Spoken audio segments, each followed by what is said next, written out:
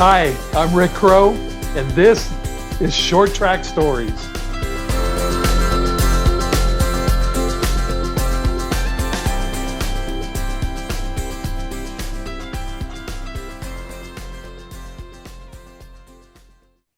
What's going on, everybody? Brandon Crow here alongside my uncle Rick Crow. Thank you for joining us. This is episode number 2 of Short Track Stories. We have a fantastic, legendary guest on hand for you today. But before we get into it, we just want to say thank you for all the positive responses that we've been getting. Uncle Rick, I know you told me you were just getting text messages left and right about all the people that were listening to episode 1, right? Yeah, my phone was blowing up. They love the casual, low-key concept. They're voting on Facebook as to what driver they want to hear. And, the fans spoke. Tru Cheek was right up at the top of the line, as was Ron Hornaday. Haven't heard from Ron Hornaday yet. There's an ice bucket challenge for him to get a hold of us. He did join the Facebook group today. So maybe Tru Cheek, just like he did on the racetrack, put a little pressure on him. Love it. And we talk about a lot of things with Tru in this episode. He could not have been a cooler, nicer man, just pure class act. And he shared a lot of stories with us. I know he shared some things that you really didn't know, Uncle Rick, which was pretty crazy. But one of the things he talked about was his dear friend, Herschel McGriff. And Herschel McGriff, and we talked about how it's a travesty, I think the word that you used, Uncle Rick, that he hasn't been inducted into the NASCAR Hall of Fame. And so we put out a hashtag, and if you can continue to spread that word, hashtag Herschel to the Hall, try and get this movement going so we can get Herschel his proper dues in getting recognized for all the crazy hard work and just the insane amount of history that he has and what he gave to the sport of NASCAR. Agreed. The Hall of Fame shouldn't always be about wins and losses. It should be about what you've done to prop up the sport and grow the sport and how you have represented the sport. And that doesn't always translate in wins and losses. Now, he has certainly a great history and a great resume in both. But he's one of the few drivers that has transcended multi-generation. He's 94 years old. We have an invite out to his daughter to try to get him on the podcast as well. I think he would be a huge get, but it is a travesty that he's not in the Hall. So hopefully we can put a little pressure to get him a little boost. Well, without further ado, really, this episode here with Tru Cheek was just phenomenal. And we had a fantastic time listening to it. And if you enjoy this and the other episodes, please feel free to follow us on Instagram at Short Track Stories, and then also on YouTube where we post all this stuff as well, Short Track Stories by Rick Crow. And then this will also be available on Apple Podcasts, Spotify, wherever you get your podcasts. But for now, sit back, relax, enjoy the Short Track Stories provided to you by Tru Cheek. Yes. All right, everybody. Again, thank you for joining us here on Short Track Stories. This is episode number 2. Brandon Crow with you alongside my uncle Rick Crow. And today is an absolute pleasure and an absolute treat for all of us. Tru Cheek is joining us, the legend. Tru, thank you so much for joining us. How are you doing today? Well, I'm having my good moments and my bad. Don't we all? Before we get into everything, we noticed that helmet back there. Is that one of your old racing helmets? Yes, that I painted myself many years ago. That's awesome.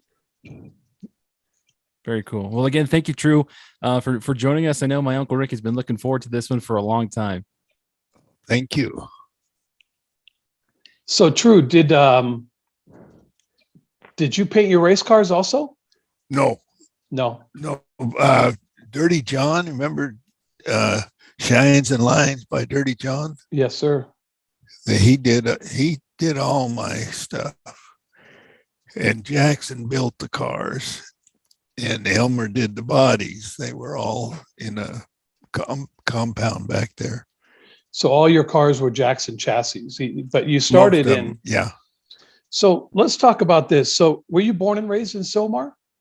No, I was born in Lincoln, Nebraska, and I was raised in San Gabriel, Monterey Park area.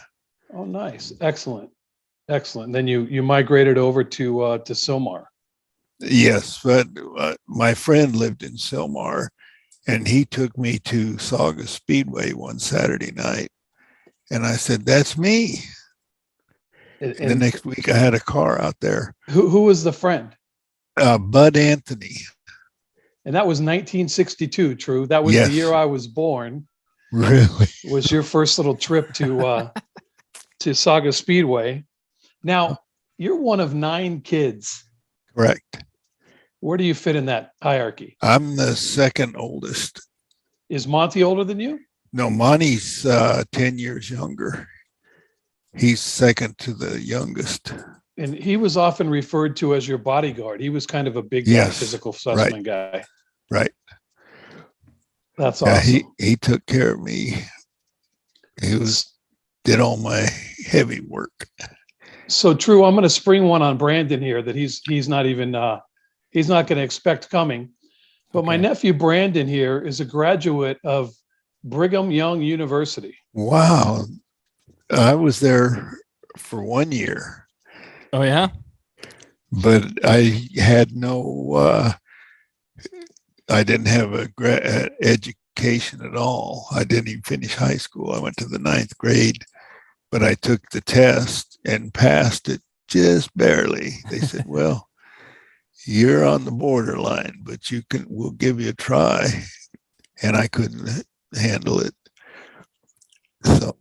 Yeah, it's tough for me up here. It's too cold. I don't blame you. You in Utah? Right now, yeah. Oh, good. Yep. So you graduated from BYU? Yep. Yes, I did about 6 years ago.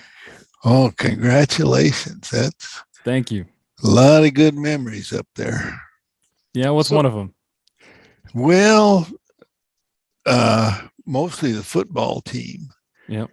I was friends with all the players on the football team. And then the snow, I actually bought a pair of galoshes that fit over my braces and walked in the snow. Wow. And that was an experience. I'm sure it was. So let's talk about that, Tru. So sometime around 1954, you're 17 years old, and you have a little accident. Yes. What do you remember about that? Well, we were at a church dance up in the area in the hills where was my playground. And we went for a moonlight hike. And in the meantime, the Metropolitan Water District bought the property and turned it into a Metropolitan Water District. And we didn't know we shouldn't be there. And the guards started shooting at us. So we took off running and ran off a cliff. Wow. Man. Wow. 17 years old when that happened. Yes, I just barely, yeah. Yeah, that was unfortunate, but you sure have made the best of it. So in 1962, you show up to Saugus Speedway for the first time. And what did you think? I said, that's me. I'm going to be a race car driver. You were into cars? Not really. Wow. So what was it about what you saw that attracted you to make you think? It was just an exciting thing, and it fit me, I needed something like that. So I bought an old car of Bill Foster's that had a blown motor and broken frame. We straightened the frame out, welded it back up, rebuilt the motor, and had it out the next week. Wow. And so what was that? What kind of car was that? Tru? That was a 50 Oldsmobile. There wasn't that many Oldsmobiles running around back then. Yes. Most of the cars were Oldsmobiles. I'm surprised Foster didn't have a Dodge. Yeah. Right? No, that was Mike Atelico's car. Interesting. And so what division was that? And so that was 1962. And what division did you jump right into? That was, it was just one division. And they had the A, B, and C mains, and I got there just in time to qualify, and qualified like 28th, or there was 24 cars in the A, 24 in the B, and 24 in the C. And so I thought I was in, but then the race started and it was a whole different ball game. I thought everybody was mad at me. They were beating up on me, trying to pass me, but I didn't know what they were doing. So finally I says, okay, I'm going to start dead last so nobody can beat up on me. And as I pass any cars, I know they can't, that I'm faster than them, so I don't have to concentrate on who's behind me. Right. And it worked. That's awesome. I learned how to race. That must have been Oren Prosser behind you if somebody was beating on you. Well, there was a few of them. So 68, so like about 72 cars. I remember as a kid, you know, when they would get A, B, and C mains. And even when I started racing in 88, we could get some A, B, and C mains. And man, if you could pass at that track, you know, like you said, starting in the back, and you could go anywhere. Oh yeah, well, yeah, that's Saugus racers. Almost everywhere they went, they were, you know, one of the best. So it's interesting. So you were an overnight success, as many people would say. No. So you went to your first race in 1962, and you won your first main event in 1977. You paid a lot of dues. You paid a lot of dues. Yes. What kept you going that whole time? I enjoyed it. Yeah. You know, just that was my main thing in life, was auto racing. What role did Wrought Iron Company play in your racing career? I know they were on all of your cars. Yes, they really didn't play any part. They just were my friends. Bobby Koff, he was a racer back in the day. Yes, he was. Special guy. And they did help me through the years. I had somebody break in my house, and Bobby heard about it, and he came up and built wrought iron fencing around my doors. And Paul backed him up. Paul owned the company, and Bobby eventually bought him out. Yeah, he was. I remember his name racing too. And so the other thing that amazes me is 9 years later. Okay, so you started racing at Saugus. Was Whitman open at that point too? Whiteman opened, I can't remember what year they opened. Because that would have been closer to your house. Did you ever race at that little, that's basically Van Nuys Airport, right? Yeah. Well, no, it's Whiteman Airport.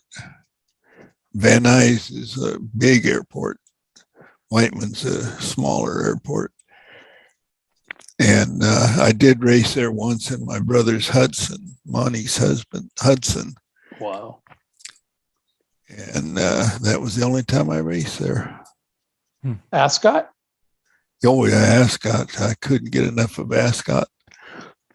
What did you like about Ascot? Oh, dirt. Oh, such a sensation. You just back into that berm and you're getting excited right now. And, and this is amazing. So from a leg standpoint, you had very little lateral movement. Right. I had no lateral. Yeah. And so did you just felt the pedals, or did you do no, I can't feel the pedals. So true. Like, I mean, you're one of the greatest short track race car drivers of all time. How do you pull that off? You develop sensations. And, it's difficult, but Right. if you want to do it, you got to do it. Did you have straps like a bike pedal or anything? Or you No, just I strapped my left leg to the door bar, and my right leg, I built the gas pedal close to the tunnel. Mhm. So it guided my foot.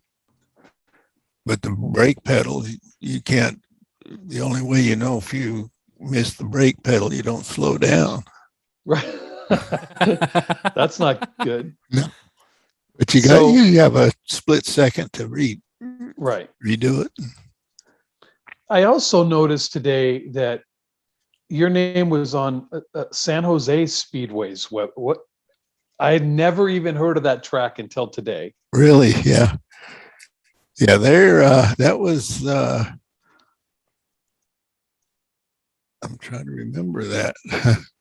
That was a long time ago. Yeah. So did you just make a journey up there for a big money race, or Oh did yeah, you? no, yeah, I went everywhere. Wherever there was a big race, I was there. Like the Rose Classic. You ever hear that? No, sir. That's in Roseville. Okay. And the person who runs the track is Today is McNally, right? McAnally, yeah. And I don't know if he ran it back then, but there was like 200 cars would show up there, and I was fast time, and we had to draw they took us out on the start finish line. We had to draw the P's. Yes. And I drew 32nd or 31st or something. And I passed every car on the track except Esau. And I was within 100 feet of him. And we had a yellow flag, first yellow flag. It was many laps, 300 laps or something on a real high bank, third mile. And when they dropped the yellow flag, and my neck got paralyzed, and I couldn't hold my head up, so I was just flopping around and went back to fifth or sixth, something like that. But that wouldn't happen in today's seats, but back in your day. Oh yeah, no, but back then, yeah, I built a strap out of a big old cow harness and strapped that to my helmet and put it under my shoulder so my head wouldn't fall off ever again. That was almost like the first Hans device back then. Huh? Yeah. And of course, Esau, rest in peace. Oh yeah. Right. He was what can you tell us about him? He was a great racer. Oh yeah. Well, he came to Saugus for one of our opens, and it was between him and I, and he was fast time and I was second fast. And so when we were doing the warm-ups, I was cleaning off the outside of the track because I was starting outside, and I beat him into turn one and won the race. And that was in the trick car. That was the top car of all cars. He was in the black and white trick car. Right. So let me get this straight. You beat his ass into turn one and took the lead in the first corner? Yep. At Saugus? Nobody's ever done that. Yeah, I would consider myself pretty good on the outside because I had to start in the back as well, and you learn to drive your way through. But a lot of guys didn't even practice out there. No. And so you beat him in, you're right, one of the premier cars back then. Yeah. Those were the modifieds, right? Did you have nitrous in that car, Tru? No. No. The officials, everybody was accusing me of cheating, but the officials come out to my house one night, says, sorry to break in, but everybody thinks you're cheating, and we have to do inspection. I said, "Oh, no problem. I wouldn't cheat if I knew how." Right. That's a badge of honor when they do Yeah. that, right? When they, Oh yeah. who were the officials? Do you remember any of them? Not really. No, it was George Stiles, and Uh-huh. he was a special man. He was the race director before Monty Monleone. Right. Did you guys Yeah. like him? Oh, loved him. Yeah, he was a special guy. How many with times did you Marshall. hear Tru Cheek to the blockhouse, Tru Cheek to the blockhouse, A please? few times, yeah. What'd you do to get in trouble? How come they called you over there? Well, I never ever had enough horsepower to really race, so I'd have to, make up the time in the turns, and people would give me brake jobs, and the different drivers. And I got in a lot of trouble because Yeah, of that. you only got called there for if you got in trouble for something. Yes. Yeah. I find this amazing, and it's an honor to talk to you, to hear these stories. You're an honor. Let me butt in real quick here. Sure. So Tru, when did you first meet Uncle Rick? We never got to gather on anything. No, you never. I just knew him from racing. Really? Yeah.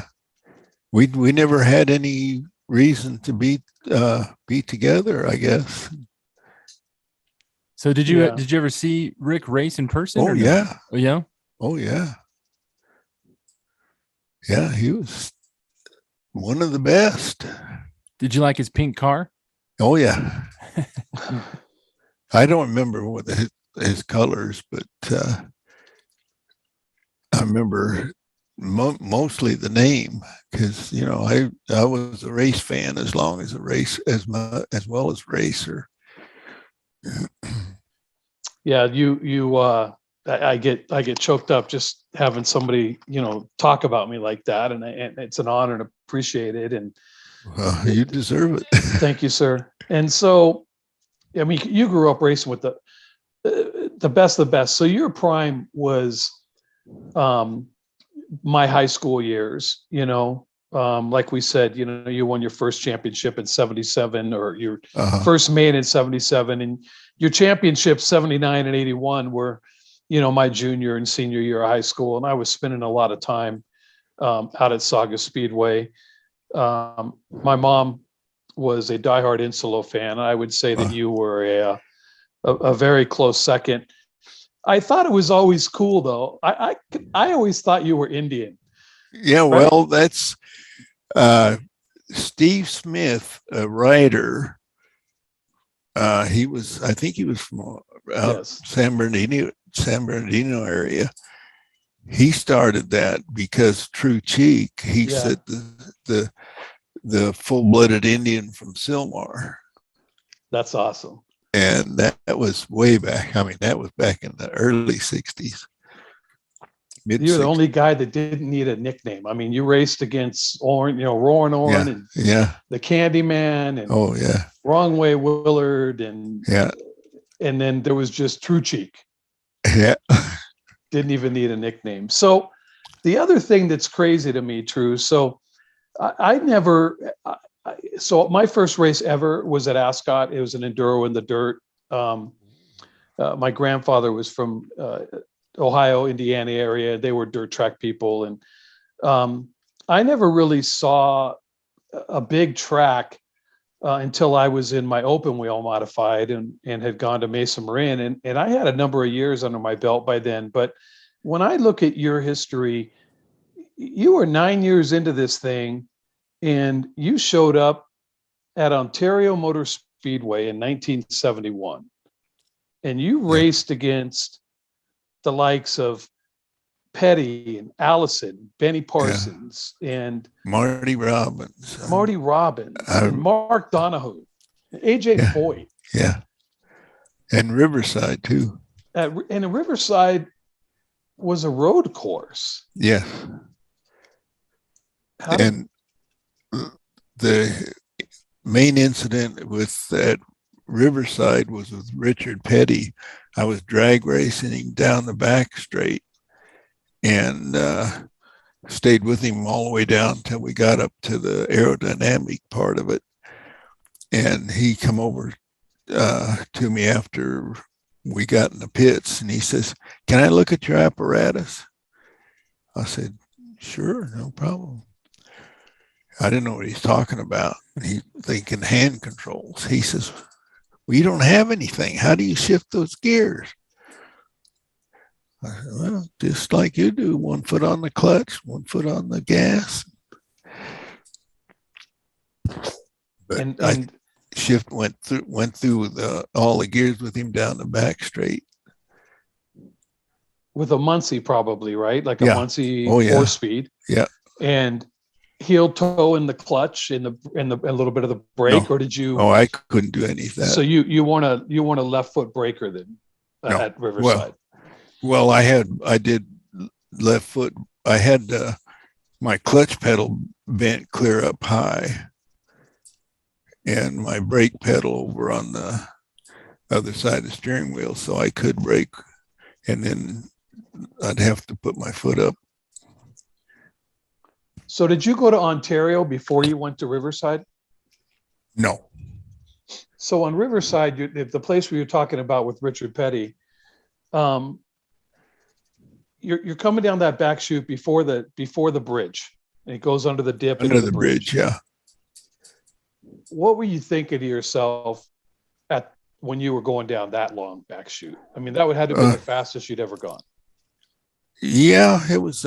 We'd do up to 180 miles an hour down the back chute, and but first I raced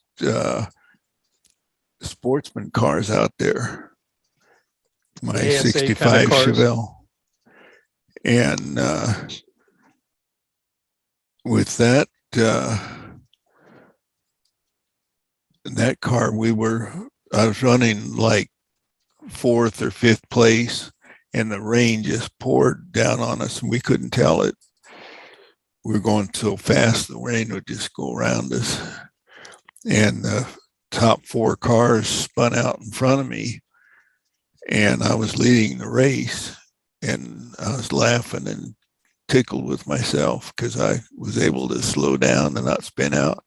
And then I spun out coming out of turn 9, and McGriff went on to win it. So McGriff. Herschel McGriff, yeah. Let me ask you this, Tru. Does Herschel McGriff belong in the NASCAR Hall of Fame? Oh, yes. Why do you say that? He has such a history, and he did everything on his own. He won the first Mexican road race, and he drove his car there and won the race. And I think he drove it to NASCAR races too. Do you know that he's been on the NASCAR Hall of Fame ballot since 2015 and he hasn't been voted in yet? No, I didn't know that. Is that a travesty? Yes. He's a special person. So, Tru, when you would go to Ontario and you would go to Riverside and you race with these guys, did they give the West Coast drivers the respect they deserved? I think so. That's good to hear. I had a lot of respect. Yeah. I helped Bobby Allison turn his car into a road course car.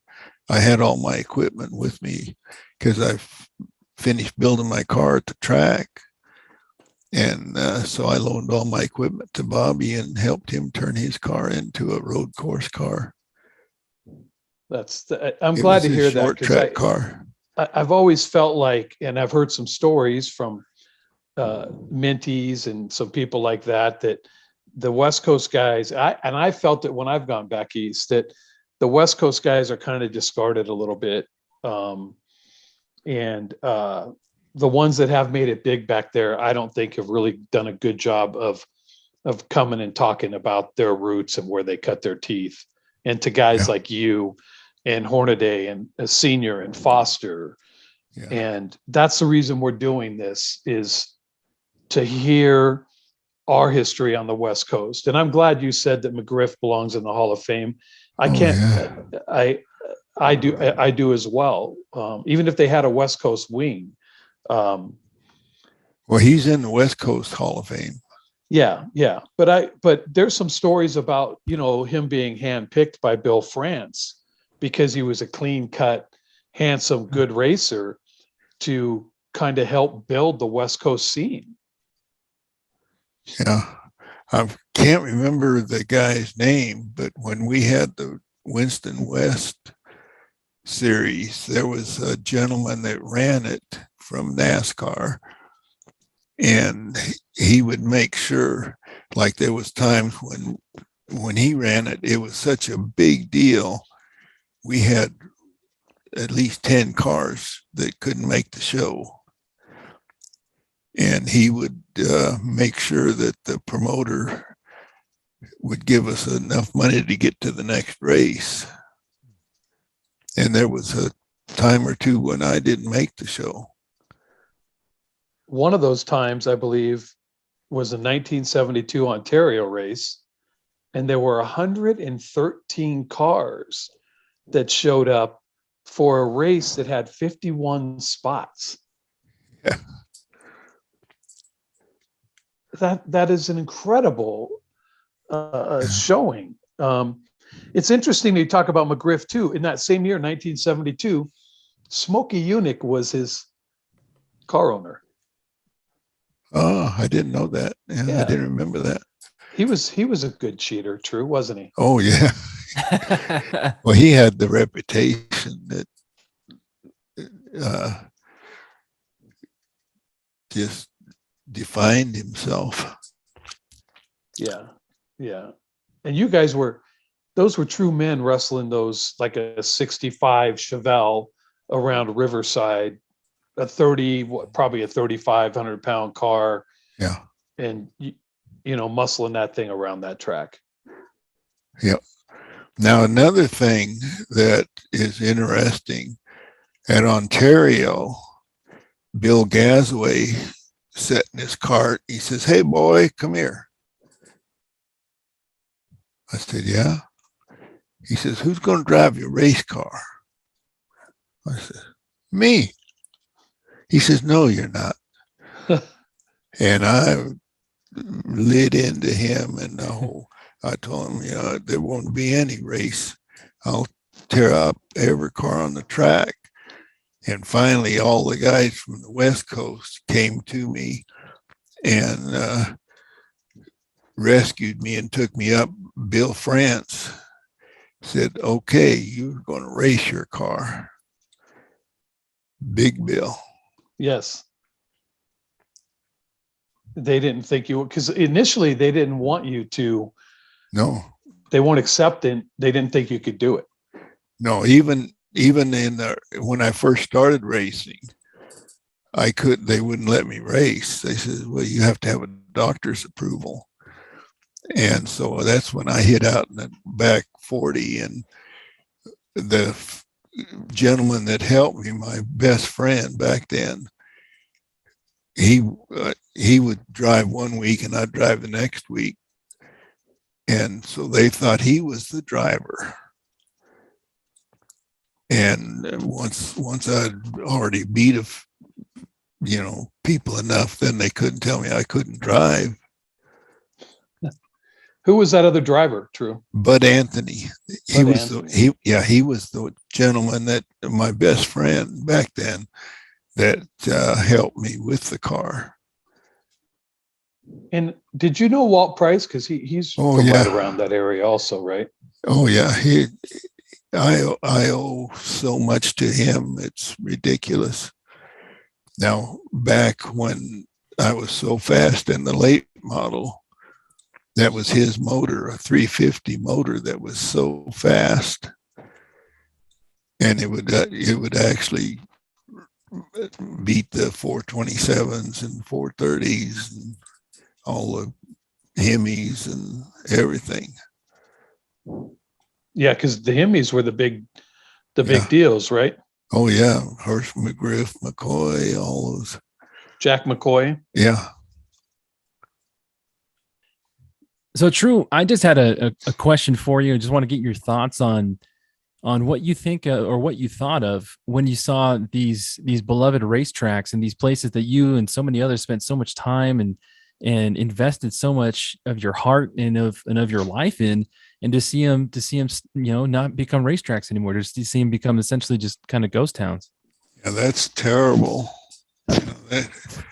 There's even, I raced all the tracks in Washington, and half of them are gone. Spokane, the one out in the desert, that's where I passed everybody on the track. I started dead last. First set of brand new tires I ever had. Isn't that a great feeling? Oh. And Yakima. Okay. Yeah. I passed that. It's still there, just like Saugus, but it's just closed. Yeah. Tell us about that, Tru. I first set of new tires I ever had. And I told the guys, I said, we're fast. I've never won a heat race. I always qualified 8th or 9th and run the fast heats, and never could win because all the Hemis, all the petty cars. And Inslow, he was one of the top dogs. And I said, so I qualified. I stroked at qualifying, set slow time, won the heat race by half a lap. And then I started dead last in the main, passed every car except the Hemis, and they had to pit. So I was leading the race 4 laps, but when I was at Monroe, I didn't have a clue about soft tires, hard tires. So I took my Saugus tires, and they got such a good bite, it pulled the panner bar out of the frame. Oh, wow. Jeez. And bent the drive shaft. And I didn't, I had the panner bar set up so I could put it for Riverside or left or right turns. And so I put the panner bar like I would for Riverside. And the drive shaft was vibrating, but I couldn't feel it at speed, but it was being absorbed by everything in the car, the vibration, and it vibrated all the speedometer plugs out. And the 4 laps from the end vibrated the linkage off. And I still finished 6th, I think it was. Jeez. Now, was there a sanctioning body, Tru, for these? NASCAR. When it was all NASCAR still already? Yeah, it was Winston West. Winston West. So your modifieds, though, that you guys took, like the trick car that Esau had. Yeah. Were those Winston West cars? No, those were Pacific modified. Yeah. That was the golden era of stock car racing to me. Those cars were just, I always tried to reinvent that, but you could just never get the cars to look like that again. They were just so awesome looking. Yeah. Well, Dave Jackson, he would make my cars. That's like, see, we were sportsmen, and then Jackson chopped my car all up and made it into look like a modified, they called it a Novero. A Nova looked like a Camaro. Yeah. And everybody complained, that's a modified. He's not gonna race against us. And Marshall says, okay, the division is now the modified division. Tru Cheek is gonna race. Mm-hmm. And then the Robinson, when he brought out that Oh, Monza, yeah, Monza. Yeah, that was a unique looking ride as well. yeah, yeah. Him and I had quite a few races together. We were still, we never did anything bad to each other. Who was an arch enemy? I didn't really have any.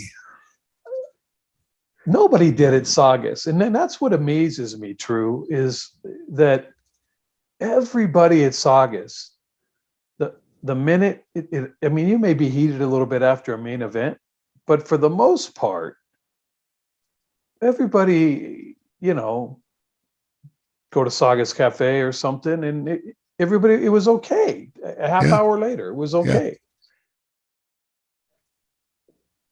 What do you attribute that to? Just respect for each other? Yeah, that's mainly just everybody, understood that, things are not always going to be easy. And, but with Inslow, see, he was so far ahead of us all the time. Like your mother's choice. Why was he so far ahead? Well, he started off, he had the first stroker. He got fixed up with Hank the Crank. It was a speed shop in North Hollywood. And his partner, which became his partner, built him these 9/16 stroker motors. And so, we didn't have a chance against him. A 1/16 of an inch stroke is like another 100 horsepower. Would those be like 383s? Like a No, well, this was a 9/16. It was 377. 377, something like that. 373. I can't remember exactly. Who would be, if you had to put 5 people, let's start in a West Coast Hall of Fame, who would you put in?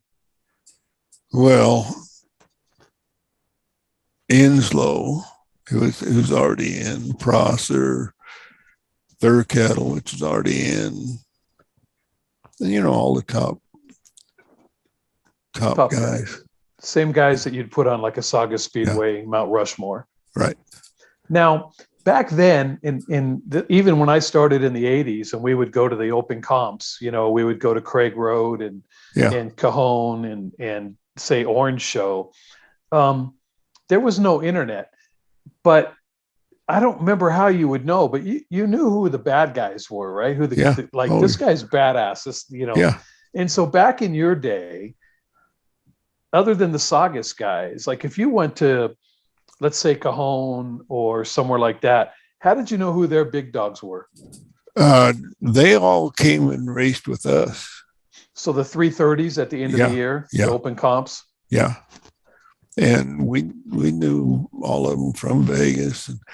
Matter of fact, Van Norman sent a notification out about me not too long ago, a few months ago, about something nice. I don't remember what he said, but something about when I raced with it in his tracks.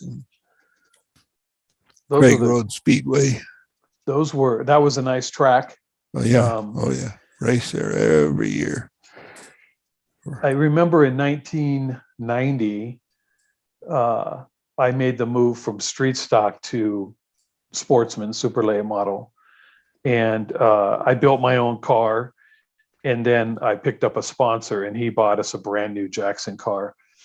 And I remember I thought my cars were nice because they were my cars. But then I remember I got in that Jackson car and that's just a thing of beauty, right? Yep. Gorgeous cars. Yeah. Oh yeah. He was such a fabricator and so far ahead of our time, he would, I don't know if you ever saw the picture of the Mustang that he built. And the throttle stuck, and I stuck it in the wall. And the screw jack went through the 351 Cleveland. Right front tire came through the windshield. And, but that was back, and I had no effects from it. The whole car folded up. But then in 79 with my Nova, it was so stiff that I got a concussion. The car didn't fold up. Yeah, I much prefer the fold up, right, Tru? Pretty much, yeah. Tru, what was your worst crash? That was it. Well, I had the 79 crash, and then Ascot, I backed in the wall about 120 miles an hour. And then we didn't have any headrest. We didn't have anything back then. Yeah. And my neck is still bad from that. Wow. I saw stars for quite a while after that one. Jeez. How many concussions do you think you had racing, Tru? I think just one. Yeah. Yeah. Did you ever do figure eight, or you were just Yeah, right I did. into the? I did everything. I Yeah. did what was enduros. I did the enduros. I did the figure eights, the street stocks. I did everything. Tru, is there one race in particular that stands out to you that, or a couple that you're just very proud of still to this day? Probably Roseville and Yakima. Why? Because I was the fastest thing there. Plain and simple. You don't get that very often. What do you think makes a good racer? Big heart. You gotta just love it. You gotta, nothing else, nothing can matter except racing. Earlier, you talked about that feeling of riding in the dirt. You said there's no other feeling like it. Can you describe, like, how can you describe that to somebody? It's pretty hard. You back into the cushion and use the throttle for the brake. And what does that feel like? Does it feel like, flying on a magic carpet, or? Well, first of all, you're backing in. You don't know where you're going to hit it, and you have to guess. Boom! You hit that cushion and rip her down the straightaway. Well, Rick knows. It's kind of like Goofy's flight school, Brandon. So it's basically what he's saying is, you sail it into the corner, and then you point the nose to the other end of the track, and you wait for it to hit what he's calling the cushion, which is like a berm or say the wall, but you don't know when it's going to hit. At the minute it does hit, you have to jump on the gas to go down. So it's kind of a diamond, more so than an oval. And if you can race on dirt, you can race on anything. Yes, it's a great place to learn. Yeah. If you wanted Saugus, you could win anywhere, right? True. Yeah, right. Now, back in the day, we had do you remember the round robins? I do not. Okay, we'd race Friday night at Saugus. No. Saturday night at Ascot. I know. Friday night at Ascot, Saturday night Saugus, Sunday at Orange Show or Santa Maria, and then Monday at Orange Show. So you had to transfer from dirt to asphalt overnight every day, 4 days straight, Friday, Saturday, Sunday, Monday. And Sonny Easley and I were the best combination racers, dirt and asphalt. And so he would win one and I would win one, and I didn't even know that you guys went. I raced an enduro at Santa Maria. It was my second race ever with the same car I'd raced at Ascot the previous week. But I didn't know that you all went to Santa Maria. Oh I yeah. knew Orange Show. So Santa Maria was. What about Willow Springs? True. What's Willow the deal with that? Springs, I raced there in 63 when it was a motorcycle track. Ron Hornaday Sr. won the race. On the road course? Yes. Because NASCAR was supposed to come out there, but did they ever? Did that never happened? I don't think. No. Right. No, the track is raceable now. Right. But back when I raced on it, it was just a sports car track. Very narrow. Yeah. That's where they filmed Ford versus Ferrari, Brandon. And so you were racing on that track. In what years was that? True? 63.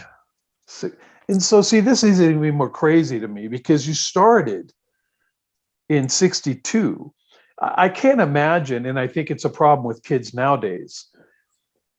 In 62, you went, from racing at Saugus a little bit. And then once again, you're at Willow Springs coming down the back chute at what kind of speed? I don't even know. We didn't even no. Do you have power steering? Not back then, no. So you were muscling that Yeah. that 10-inch slick Yeah. through We ran street tires back, recap tires back then. Wow. They were soft rubber. Half the Recap. kids today, True, would quit if they had to race the car that you raced.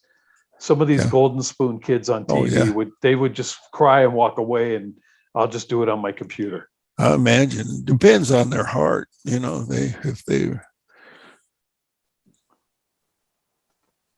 You talked about that's the second time you've said that, and I don't think that a lot of fans, when they would go to the racetrack, they would want to see a wreck, an 8 Yeah. or whatever.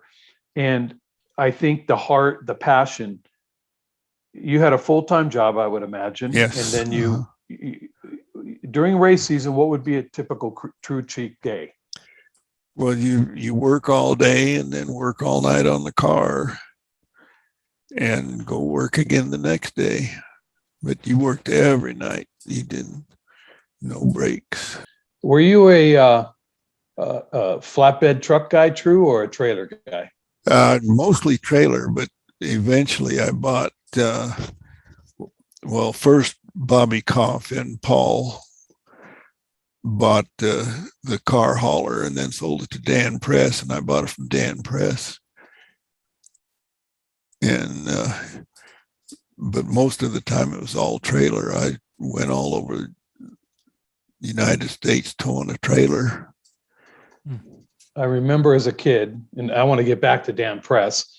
I remember as a kid, you drive down the freeway and we'd be on our way to Ascot or somewhere with my mom, and seeing the cars on the trailers, I just got this feeling of like, oh, that's Tru Cheek, or that's Dan Press, or now they hide them and they put them. Everybody has to have an enclosed trailer, but so Dan Press, I know you ended up having a great relationship with him. He was the last Southwest Tour, or Winston West champion to run the whole series and win the championship with an open trailer. He did it with a box fan and an open trailer before he passed away. Yeah. And so you developed a relationship with Dan, and he was a competitor. Oh yeah. But we were very good friends. We would vacation together, and Thurkettle, same with Thurkettle. Him and I would race koi fish together. I need to get him on too. He's still going. Yes. He's still doing koi. Yes. So Dan Press, I pit next to him once in a street stock, and he got out of his hauler and he put something down on the pavement, and then he held something up in the air. And I said, "Mr. Press, what are you doing?" And he said, "I'm taking the surface temperature of the asphalt." And I was like, "Why?" And he goes, "Then I take the air temperature and the pressure." And I said, "Well, why?" I had just started racing. And he said, because I have a notebook. And he goes, I write everything in this notebook, the track temperature for practice, the track temperature for main event. That he had a notebook. True. Yeah. Conrad was an engineer, and Conrad was his right-hand man. And back then, not many engineers in auto racing. Gary Johnson, he was a driver and an engineer. He was I know he worked at, I'm pretty sure Hydraulic Research, Yes. where my mom worked. Yeah. And so we knew them. Didn't he go on to, he was a hydraulic and a pressure and a fluid guy. So wasn't he Fluidine? Yes. So double pass radiators and all that kind of stuff. And I think he ended up building most of the NASCAR radiators. And the coolant exchangers. Yeah. The oil coolers. How many times did you have to go to a junkyard to get a part for your race car? Every week. Pick your part, or Miller's or Atkins junk, or we went to mostly to Dale Leon's. He had the Silver Bullet. Remember the Silver Bullet with Donnie Johnson? Yes. Another rest in peace, right? Yeah. No, he's still, he's just getting up there. Donnie Johnson's gone. That silver car was a very unique looking piece. Yeah. And I went, he wanted me to set it up for him. So I went over. It was a Speedway engineering car. So I went over and set it up for him, and Ken Bose was driving it, and they couldn't win anything. And they went out and won a race or two after I set the car up. I set it up. Yeah. I set it up to Frank Daney's specifications, and I explained, it's either going to be loose or tight. If it's loose, you tighten it up. If it's tight, you loosen it up, and told them how to do that. And a week or two later, they won a couple of races. It's a hard transition from like a street stock guy, like what Bose was, to a sportsman car, because in street stock, especially if you race figure eight, you really kind of want it loose in both corners, and not so much in an oval. But a lot of guys at Saugus started in street stocks, and it's like a Kalzinski, a Sedgwick went all the way to Craftsman Trucks from a street stock. Those are all different things. I think I mentioned that he would be a good one to interview. Yeah, because he's pretty special. He's a brilliant a brilliant crew chief, it's and just a nice guy. Yeah, him and his wife Kay I have been getting so many. I was just telling Brandon, we could probably do one of these every night. I've been getting so many messages, and they're all great. And it depends on the age of the kid that is messaging me, who they want to hear from. Yeah. Oh yeah. And sure. It's a shame that they don't all know Tru Cheek and Oren Prosser and Jimmy Inselo. Right. Some of them are like, I want to hear from you, Rick, or I want to hear from Cromside, or I want to hear from Rodney the Rodent. And it's with the nickname like Rodney the Rodent and all the kids. Right. And the nicknames were the fans, the fans love the nicknames. Yeah. Tru, if you had to do it all over again, would you do anything different? Not really. If I had some money, it would have worked good, but I didn't have any money. What I won, I raced on. And it was back when you could do that. Yeah. Because I remember some nights at Saugus, if I won the oval main and the figure eight main, I might make $1,500. Yeah. Which at that time was good. So, So Tru, you 9 siblings, and I know that you have probably, you know, a nephew that's won a championship, but Yeah. tell me about this snotty nose kid they call Ethan Cheek. Yeah. He's an adorable young man, and I think he's going to be really good. And my nephew is really putting a lot into him. Yes. I mean, Darren works so hard to give him everything that he needs. Right. My cat decided to come in. That's okay. So, and Ethan is also a very, very talented baseball player. Yes. And so it's interesting of what route he'd probably be better off playing baseball, right? Oh, yeah. Than racing cars. And then Courtney, the O'Donnell's kid, is a good little shoe too. Oh, yeah. He's tops no matter where he goes. Yeah. And so those are all the up their best tree. by quite a ways.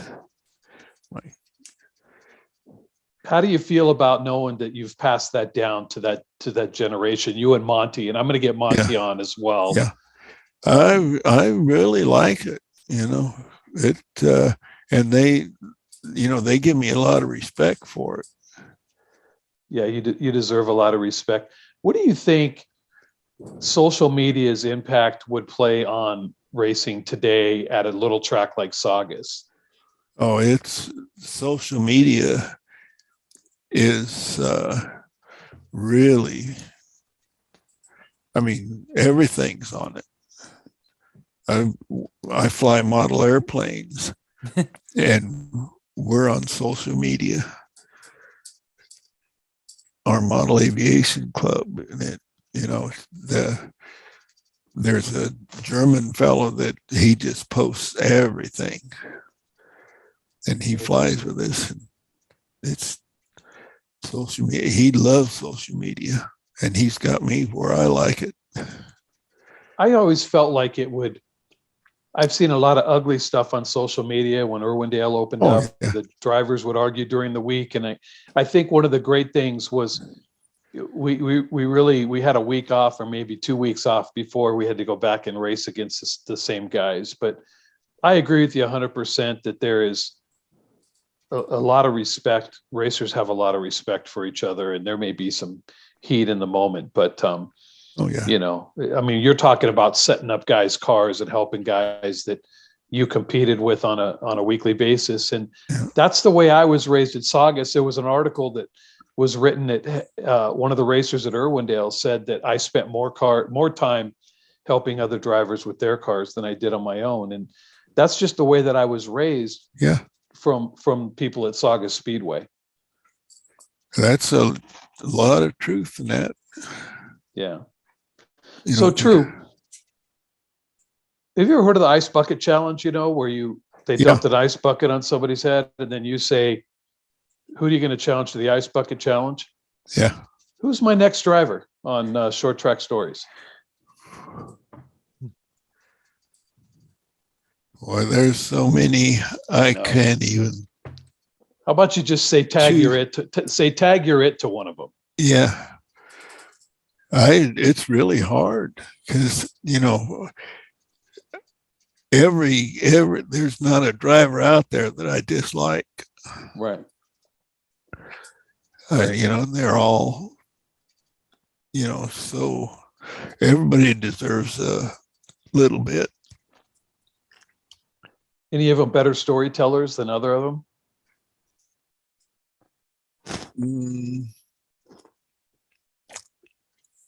That's a good question. Who's the best West Coast short track racer of all time? Orrin has really earned it. You know, Orrin Prosser. And then even though my mom would be mad at me, she's going to roll over in her grave, I am going to get him on. I want to get Jimmy on.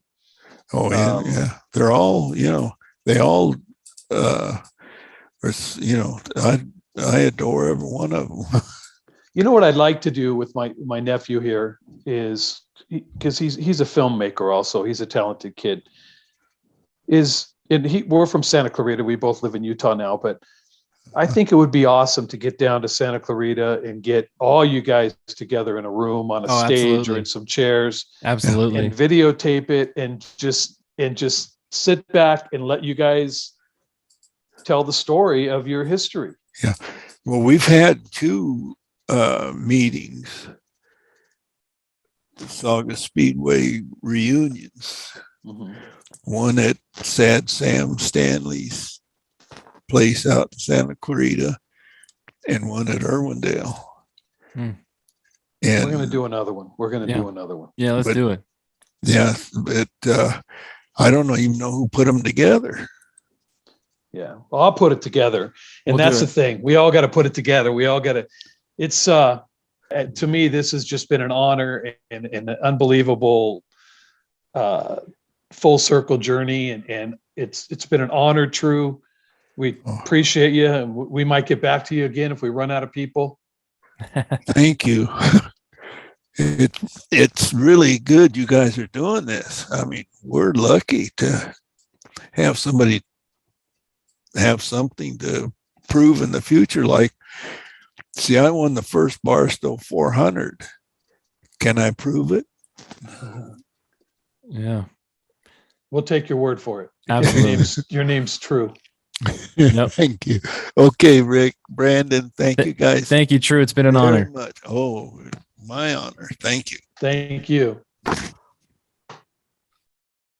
Thanks everybody for watching till the end. Hopefully you enjoyed what you watched and heard. Please go ahead and follow us on Instagram at Short Track Stories, right here on YouTube as well. Short Track Stories by Rick Crow. And produced by Brandon Crow. Hey, so listen, YouTube, you're watching this on YouTube. Do me a favor, hit the like and hit the subscribe so we can keep the show going. And we appreciate all the love. Peace and love, everybody.